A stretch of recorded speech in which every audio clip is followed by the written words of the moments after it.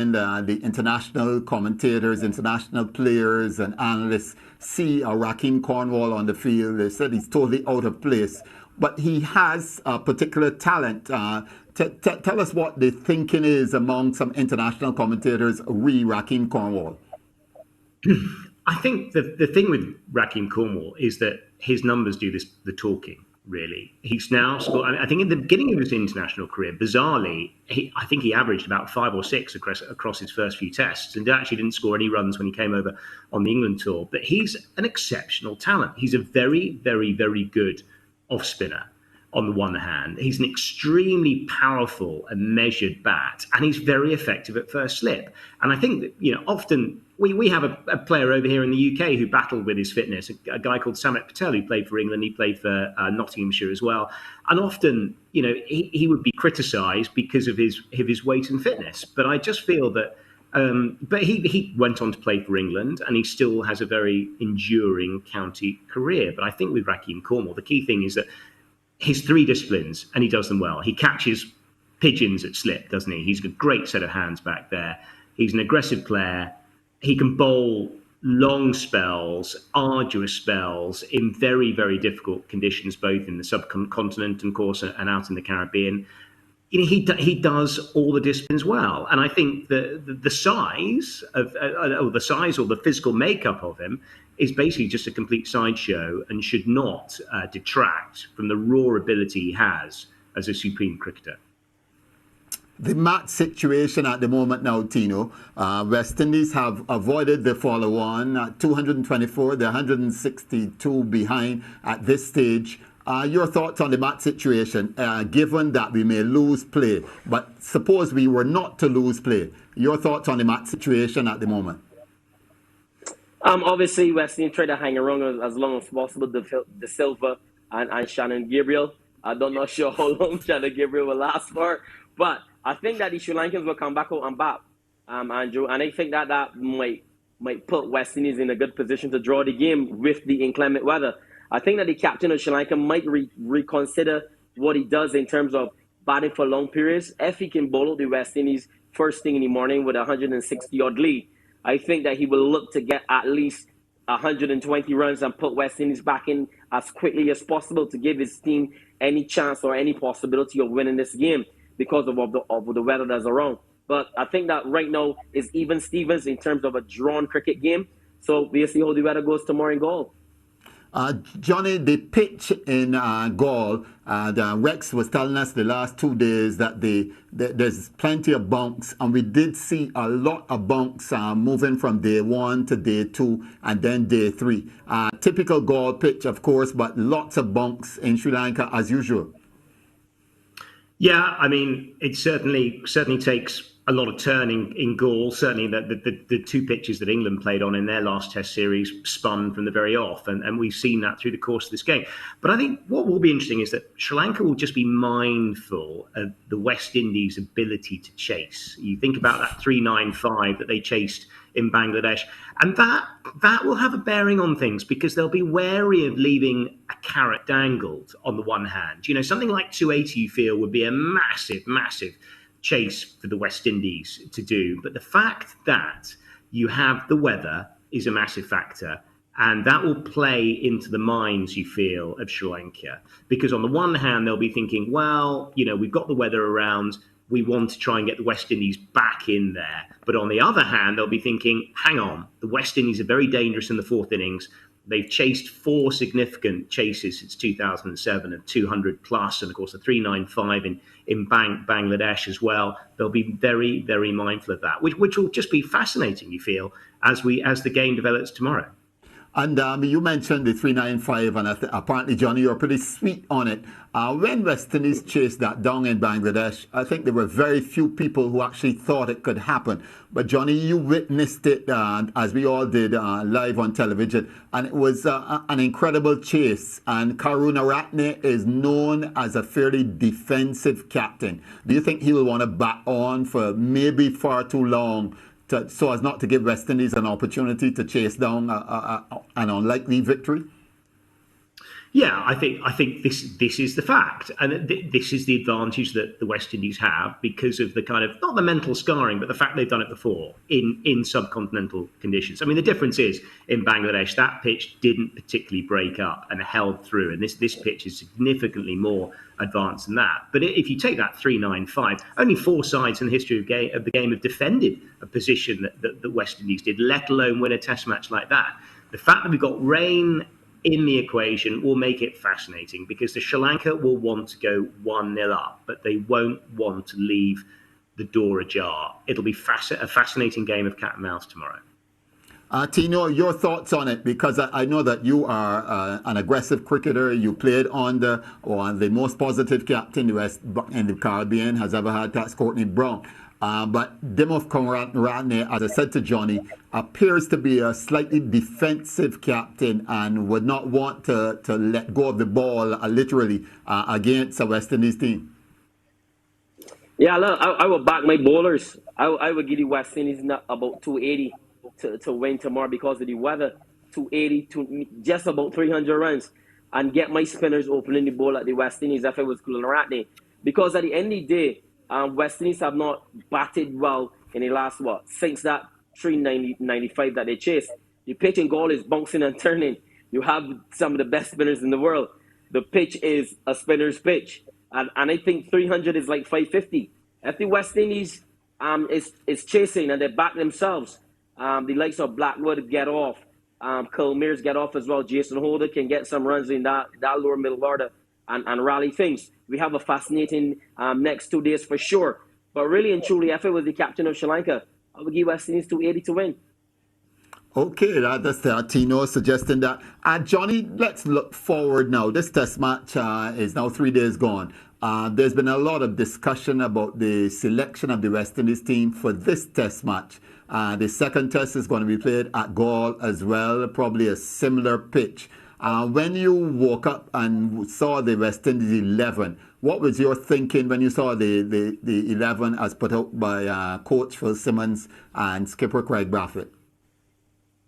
Yeah, I guess the one of the big decisions was the decision to play Shannon Gabriel over such a supreme competitor like Kemar Roach. I guess that was one of the big decisions at the off. But actually, I thought it was a pretty balanced side. The likes of Roston Chase, getting a 5 in that first innings shows you the spin resources that the West Indies have available. And I think they're particularly effective, actually, in subcontinental conditions. The pitches aren't that different back in the Caribbean across the board, and they've got plenty of people who can turn the ball. I think Jamel Warwick can bowl particularly well. But the problem is the West Indies, and it always has been, is top order runs. You've got a middle order and a lower order that's capable of bailing them out. But it really comes down to what that top order do. And you just hope that somebody like Shea Hope could just grab his opportunity and go on, because he's such a wonderful cricketer. But its top order runs will be the key, and that will be the key going into the second test, and of course in the second innings of this game. Tino, we just mentioned Shea Hope, a name that it's been a wrong, and we are concerned about what's happening to Shea Hope. Again, in this test match, as we go into the second test as well, as go into the second innings of this test match, and then the second test, our concerns remain about Shea Hope, who at one stage was spoken of in the same terms as Babar Azam, Devon Conaway, and those guys. Andrew, look, I just think that is a no mental thing for Shea. I think that all the attributes are there for Shea. He has a strong work ethic, he has the talent, he has the desire and the passion to do well, but it's just not coming off. I think that when you look at someone with so much talent, it's all about getting the right people in his head, having the right batting coach around him that understands him as a person. And when I look at that Shea's technique, I saw Shea play a sweep shot, a full delivery, a ball that he was supposed to either leave alone or probably play to cover. And that shows me that he wants to be positive, but he's not picking the right shot to play at each ball. And I think that at the end of the day, when you score 100, the most shots you play in 100 is a forward defensive shot. That's something that Phil Wallace always said. But I think that the batting coach has to get the boys batting properly. That is your job. The job of the batting coach is to make sure that the batsmen in the team are playing the right shots and understanding their role in the team. I think that West Indies batting has been failing for too long to have a batting coach. We could best not have a batting coach and just let the guys go out there and bat all they want to do. Strong words from Tino as usual, Johnny. And the concern remains West Indies batting, whether it's T20, ODI, or in this case, Test match cricket. Yeah, I think in recent series actually they've been fairly effective in the ODI format of the game, and actually that's probably the format that they've got most competition for places, really. It's just actually getting the caliber of those players that perform in the ODI game to then perform in the 5-day game. And obviously Shea Hope is a case in point. Everybody in world cricket wishes him well, but it's the top order that is continually the problem. And it's not a straightforward game, Test cricket. The trick is you have to bat time, you have to chew up a lot of dot balls, and that allows you to get a position in the game. And the West Indies, their strength tends to be rearguard actions with the ball. They're very effective in all conditions, of course, as we've seen already here in this game and we saw in Bangladesh. But the key thing for them is just getting runs consistently at the top order. And that will, of course, make them more competitive in the world game if they do.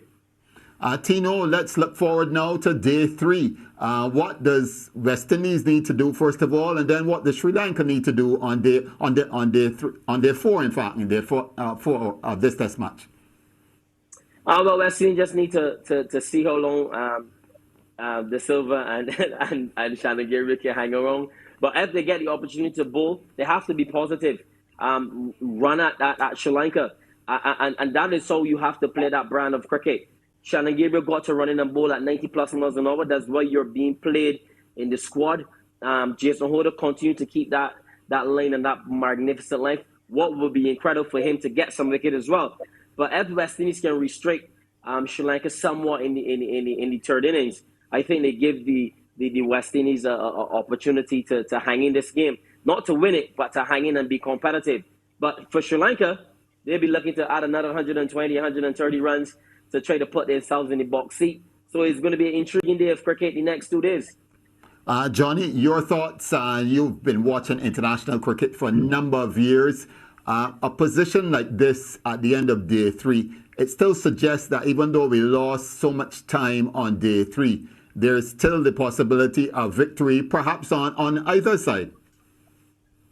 Well, very much so. I mean, the third innings of the game, as Tino, will know, is often the one, especially if you're in the ascendancy. It's amazing how many times the batting side in the third innings can make a mess of things because they're not quite sure at what pace to go. They're not quite sure of what total will be enough. And sometimes, Sri Lanka can end up in a heap. That's exactly what happened against England, where they were in a strong position.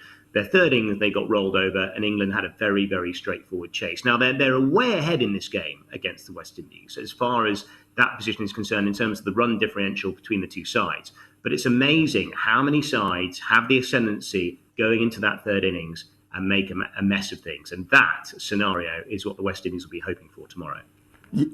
You mentioned the Sri Lankans having flattered to the sea previously. And I think that's a significant point because even at home, Sri Lanka don't necessarily seem to know when to put the pedal to the metal, literally. Johnny? Yeah, exactly.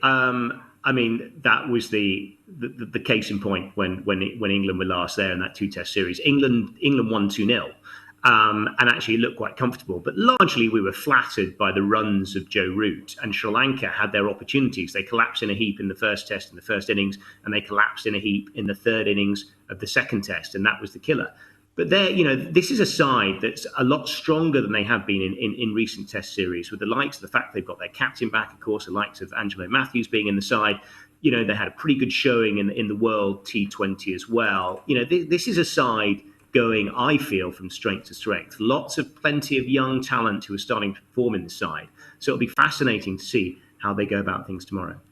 Okay, gentlemen, thank you so much. Former West Indies pacer Tino Bess and international commentator Johnny Barron. You've been watching On Tour, the West Indies versus Sri Lanka in Galle. I'm Andrew Seeley. Join us tomorrow for more on FlowSports.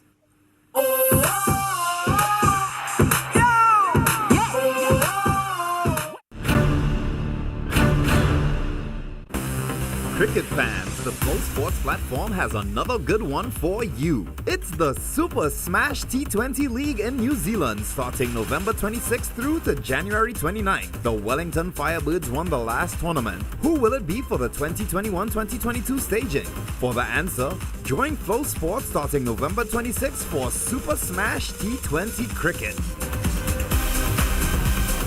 Also available on the FlowSports app.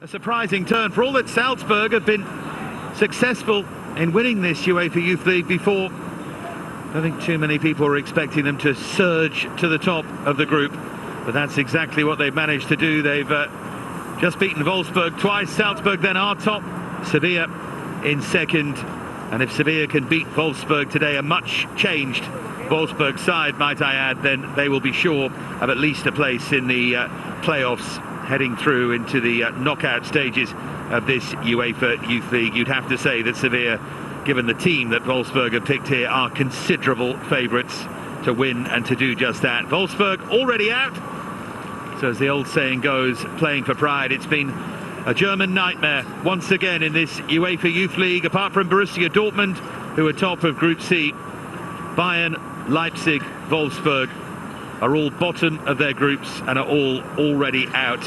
And when you add to that the fact that Cologne were beaten in the domestic champions path as well, beaten by Genk, it was a tough draw, but out they went fairly convincingly.